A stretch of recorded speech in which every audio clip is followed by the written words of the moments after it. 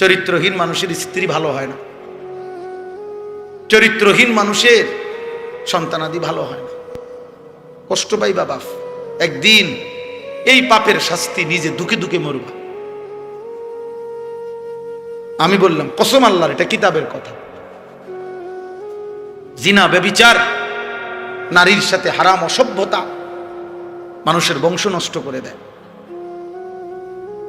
এখন তো বুঝতেছ না, মানুষের বেটি চাইতেছে। যেদিন দেখবা তোমার বিবাহিত স্ত্রী 2 নম্বর, তোমার মেয়ে 2 নম্বর, যেদিন দেখবা তোমার ছেলে লম্পট, সেদিন বুঝবা অপমান কাকে বলে, লজ্জা কাকে বলে। আজকে হয়তো তোমার দ্বারা তোমার বাবা লজ্জিত, তোমার বাবারে হয়তো কত মানুষে বলে যে আমনের ফুলাটা এরম। তোমার বাবা হয়তো তোমার গাদ্দারির কারণে ওই যে প্রতিবন্ধী হাসে, এই মানে ব্রেনে কাজ করে না, কি করবে? এজন্য বললাম আজকে হয়তো তোমার বাবা লজ্জিত, হয়তো কত মানুষ বলে যে আমনের ফুলা গায়েরুম কা। এই বাবার বারবার হয়তো মাথাটা ছোট হয়ে যায়, হয়তো আয়সা ঘরে বিবির কাছে বলে যে ছেলেটার এই অসভ্যতা আমারে কত মানুষের সামনে বেইজ্জতি করল।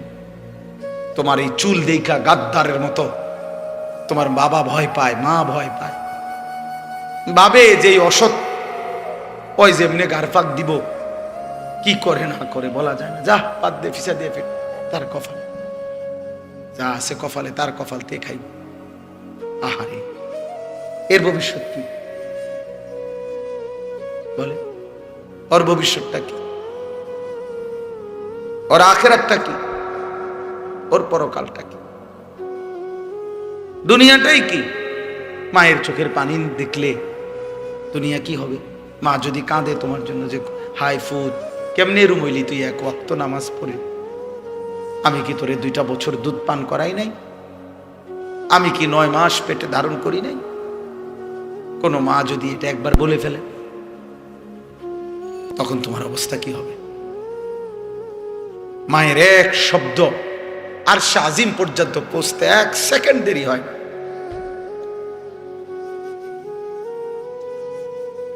বাবার এক শব্দ, বাবার কলজার একটা আফসোস, মায়ের কলজার একটা আল্লাহর আরশ ধাক্কা লাগে। মা যদি একবার বলে ফেলে, বাপ আহারে ফুট, তুই কেমনে আমার এত কষ্ট দিবি, তুই কেমনে আমার এত বেজ্জতি করলি, তো তো কি হবে? আর নাই তো তুমি বলো যে না হুজুর, আমি যে 1 ওয়াক্ত নামাজ পড়ি না, এতে আমার মা খুশি। এমন একটা মুসলমানের বাচ্চা কও।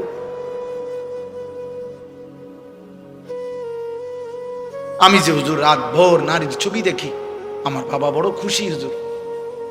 বলো ভাই, একটা মানুষের বাচ্চা কও। তো হইতে পারে তোমার বাপ তোমার ভয় পায়, সামনাসামনি কয় না, তুমি মাথা ফাটাই লাইবা, তুমি ঘর ভাঙ্গা লাইবা, তুমি হয়তো কয়েকবার হুমকি দিছো যে বেশি কথা কইলে বাইতে যাই গেম, 2 চোখ যেদিকে যায় ওইদিকে যাই গেম। তো ঠিক আছে, দমক দিয়া বাবারে মনে করো ভয় লাগাইলে আর কি, কিন্তু বাবার কলিজা, বাবার দিলে যদি ধাক্কা লাগে, বাবা যদি বলে ফেলে, মা যদি বলে ফেলে, আহাজারি করে, আমি এটা খুব ভয় পাই, খুব। নাই তো তোমাদের চুল এমন হবে কেন, চেহারা এমন হবে কেন, এত অল্প বয়সে আল্লাহরে এমন ভুলবা কেন? বলো না বাবা, এত কম বয়সে তো আল্লাহ বলার কথা না। এত অল্প বয়সে তো মুসলমানের সাহাবারা, 15 বছরের সাহাবী 2 জন বদরের যুদ্ধে লাইনে দাঁড়াইছে। একজন রাফে ইবনে খাদিজ, বুড়া আঙ্গুলের মধ্যে একটু ভর দিয়া দাঁড়াইছে। ওনারে দেখতে সাইজ মনে হয়েছে, নবী বলছে আচ্ছা তোমারে নিলাম।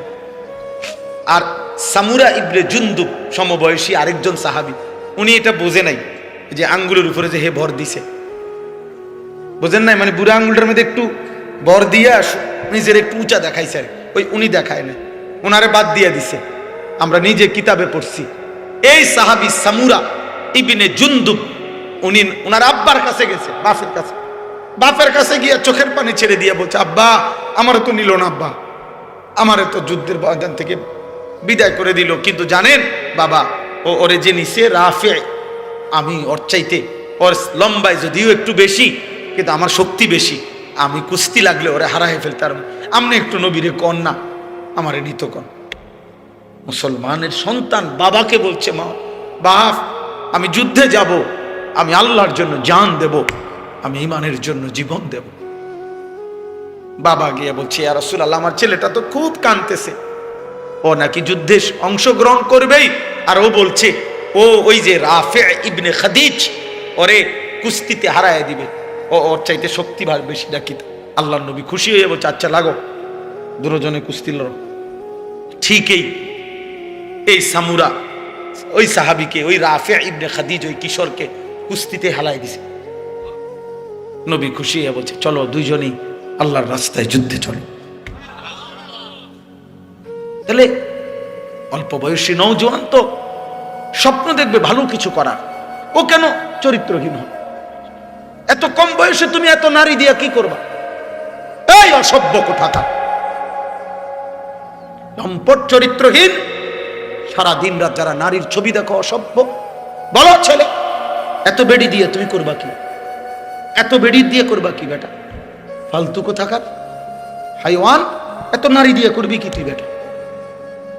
এত মহিলা তোর দরকার, তো 30টা মহিলা দরকার, তুই করবি কি এটা দিয়ে? এটা কেন দেখো? এত অল্প বয়সী ছেলে সাফা সব ভিতরে ঢুকে গেছে, কেন মরো না? এমন হলো কেন? আমার আফসোস এটা বাবা, তুমি ভাবো, তুমি না লেখো। মাত্র 16 বছরে তো চেহারা আরেকটু নাদুস নুদুস সুন্দর থাকার কথা। মূল কারণ গুনাহ। হ্যাঁ, গুনাহ গুনাহ গুনাহ, মূল কারণ হচ্ছে গুনাহ। রাসূলুল্লাহ সাল্লাল্লাহু আলাইহি সাল্লামের এক সাহাবী আব্দুল্লাহ ইবনে হুযাফা সাহামী যুদ্ধের ময়দানে খ্রিস্টান বাহিনীর হাতে বন্দী হয়েছেন। খ্রিস্টান সেনাপতি ওনার চেহারার দিকে তাকাই এমন পাগল হয়েছে যে এমন সুন্দর মুসলিম যুবক হয় কেন?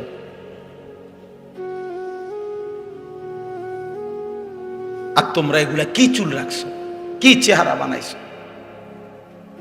কেমন লাগতেছে তুমি বলো বাবা? থাক, কষ্ট দিলাম তোমাকে, রাত গভীরে আর দেরি করলাম। ধমকানের মাকসাদ ঝগড়া না, ফেরানো। আরে আমার কি আর দুশ্মনী আসেনি?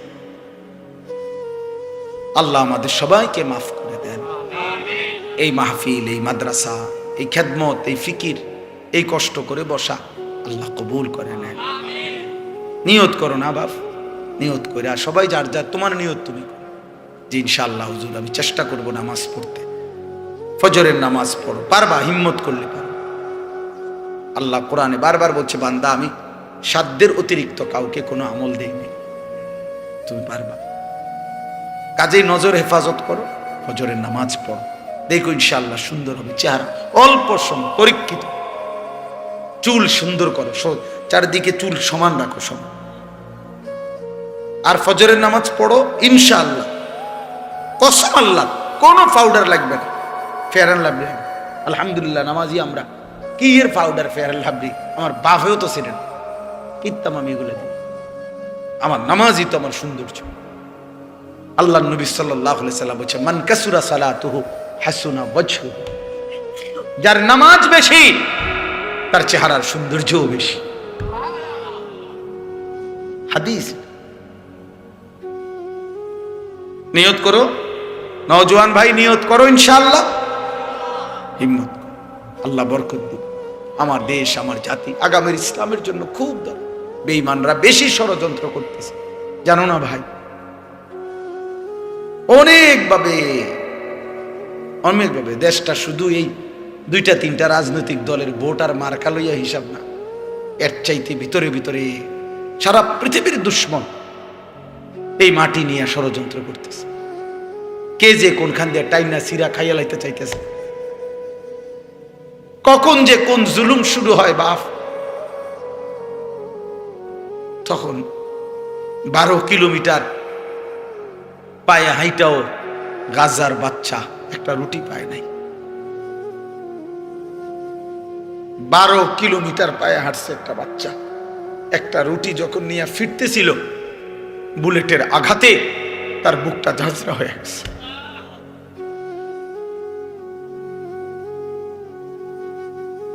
এই জন্য আমি অনেক অস্থিরতা বোধ করি, মনে মনে ভাবি আর কি, যে হায় তোমরা যেভাবে গুনার মধ্যে ডুবে যাচ্ছ ছেলেরা, তোমাদেরই তো ভবিষ্যৎ আগামী। স্বাভাবিকভাবে এখন যার বয়স 60 বছর 70 বছর, স্বাভাবিক হিসাবে তো উনি তোমার আগে মারা যাবে। আর আল্লাহ যদি তোমরা হায়াত দেয়, তোমরা একটু হায়াত পাইবা আগামী 40 বছর। তো ওই পর্যন্ত এভাবে যদি গুনাহ চলতে থাকে, এভাবে তোমাকে বয়সীরা যদি অসভ্যতা করতে থাকো, তো তোমাদের হাতে আগামী ভবিষ্যৎ কেমনে নির্মাণ হবে? তোমাদের আগামীর পৃথিবী কে গড়ে দিবে? একজন ছেলেই ভাব, আমি ভোটের জন্য আসিনি, আমার কোনো মার্কা নাই, আমি কোনো প্রার্থী না, আমার এটা নির্বাচনী জনসভা না, আখেরাতের এক ফেরিওয়ালা আমি। আমার তো বাড়ি এখানে নাঙ্গলকোট, আমরা বাড়ি, আমার বললাম না, ও যে আমার বাগিনা, আপন বাগিনা, ও তো আমার মেজ বোনের ছেলে।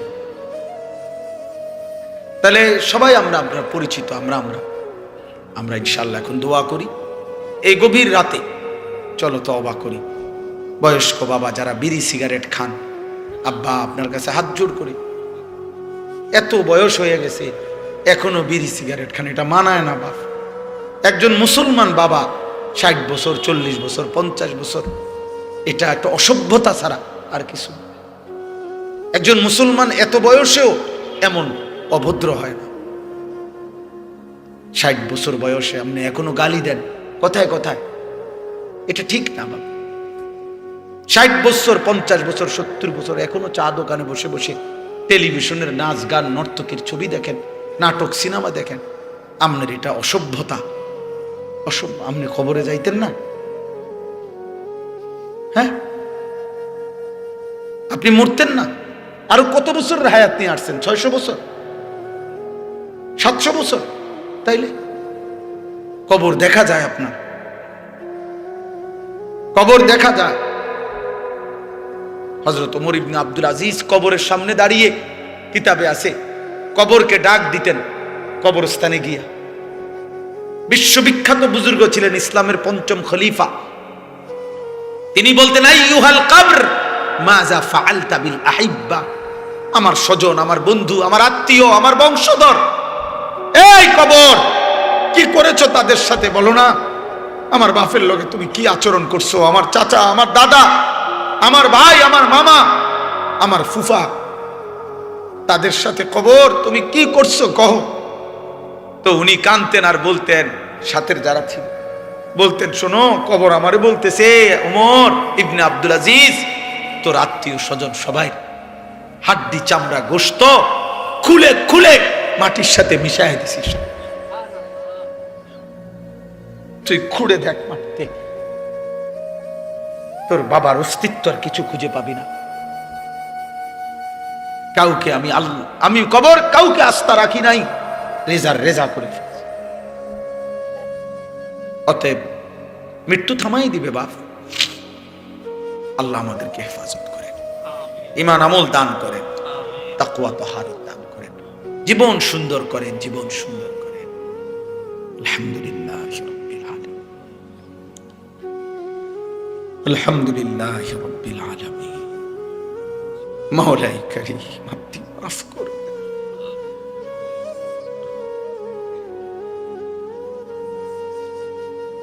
হায় মাওলা মাফ করুন,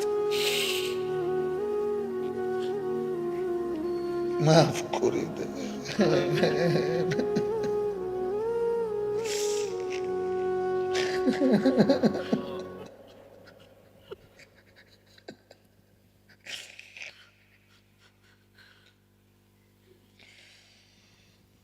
গভীর রাতে আর আজ কিছুই চাইবো না মাওলা, শুধু মাফ করে দেন,